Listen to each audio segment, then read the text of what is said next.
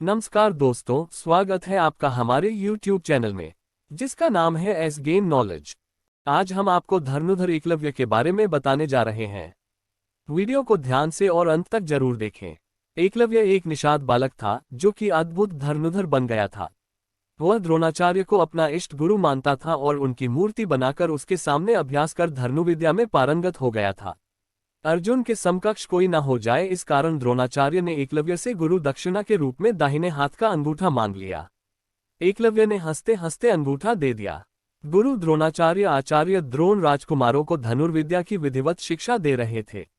उन राजकुमारों में अर्जुन के अत्यंत प्रतिभावान तथा गुरुभक्त होने के कारण वे द्रोणाचार्य के प्रिय शिष्य थे। द्रोणाचार्य का अपने पुत्र अश्वत्थामा पर भी विशेष अनुराग था, इसलिए धनुर्विद्या में वे भी सभी राजकुमारों में अग्रणी थे, किंतु अर्जुन अश्वत्थामा से भी अधिक प्रतिभावान थे। एक रात्रि को गुरु के आश्रम में जब सभी शिष्य भोजन कर रहे थे, तभी अकस्मात हवा के झोंके से दीपक बुझ गया। अर्जुन ने देखा अंधकार हो जाने पर भी भोजन के कौर को हाथ मुंह तक ले जाता है। इस घटना से उन्हें यह समझ में आया कि निशाना लगाने के लिए प्रकाश से अधिक अभ्यास की आवश्यकता है और वे रात्रि के अंधकार में निशाना लगाने का अभ्यास करना आरंभ कर दिया। गुरु द्रोण उनके इस प्रकार के अभ्यास से अत्यंत प्रसन्न हुए। उन्होंने अर्जुन को धनुर्विद्या के साथ ही साथ गदा, तोमर, तलवार आदि शस्त्रों के प्रयोग में निपुण कर दिया। एकलव्य का परिचय एक दिन सारे राजकुमार गुरु द्रोण के साथ आखेट के लिए उसी वन में गए जहां पर एकलव्य आश्रम बनाकर धनुर्विद्या का अभ्यास कर रहा था।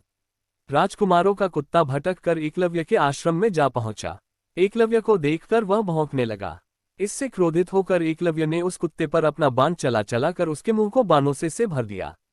उन्हीं दिनों हिरण्यधनु नामक निषादों के राजा का पुत्र एकलव्य भी धनुर्विद्या सीखने के उद्देश्य से द्रोणाचार्य के आश्रम में आया, किंतु निम्न वर्ण का होने के कारण द्रोणाचार्य ने उसे अपना शिष्य बनाना स्वीकार नहीं किया।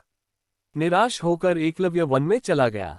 उसने द्रोणाचार्य की एक मूर्ति बनाई और उस मूर्ति को गुरु मानकर धनुर्विद्या का अभ्यास करने लगा। एकाग्रचित्त से साधना करते हुए अल्पकाल में ही वह धनुर्विद्या में अत्यंत निपुण हो गया।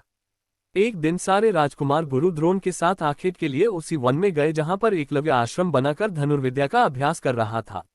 राजकुमारों का कुत्ता भटक कर एकलव्य के आश्रम में जा पहुंचा।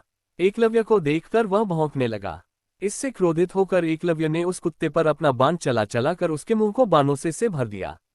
एकलव्य ने इस कौशल से बाण चलाए थे कि कुत्ते को किसी प्रकार की चोट नहीं लगी, किंतु बाणों से बिंध जाने के कारण उसका भौंकना बंद हो गया। कुत्ते के लौटने पर जब अर्जुन ने धनुर्विद्या के उस कौशल को देखा तो वे द्रोणाचार्य से बोले, हे गुरुदेव, इस कुत्ते के मुंह में जिस कौशल से बाण चलाए गए हैं उससे तो प्रतीत होता है कि यहाँ पर कोई मुझसे भी बड़ा धनुर्धर रहता है। अपने सभी शिष्यों को लेकर द्रोणाचार्य एकलव्य के पास पहुंचे और पूछा, हे वत्स, क्या ये बाण तुम्ही ने चलाए हैं? एकलव्य के स्वीकार करने पर उन्होंने पुनः प्रश्न किया, तुम्हें धनुर्विद्या की शिक्षा देने वाले कौन है? एकलव्य ने उत्तर दिया, गुरुदेव, मैंने तो आपको ही गुरु स्वीकार करके धनुर्विद्या सीखी है। इतना कहकर उसने द्रोणाचार्य को उनकी मूर्ति के समक्ष ले जाकर खड़ा कर दिया। द्रोणाचार्य नहीं चाहते थे कि कोई अर्जुन से बड़ा धनुर्धारी बन पाए।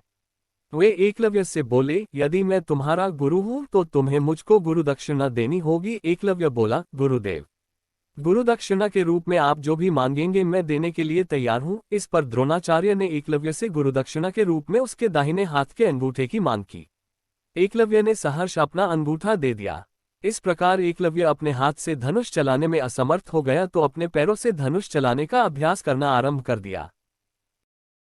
वीडियो को अंत तक देखने के लिए धन्यवाद। ऐसे ही ज्ञान वाली वीडियो देखने के लिए लाइक कीजिए, शेयर कीजिए और सब्सक्राइब करके घंटी वाला बटन दबाएं। धन्यवाद।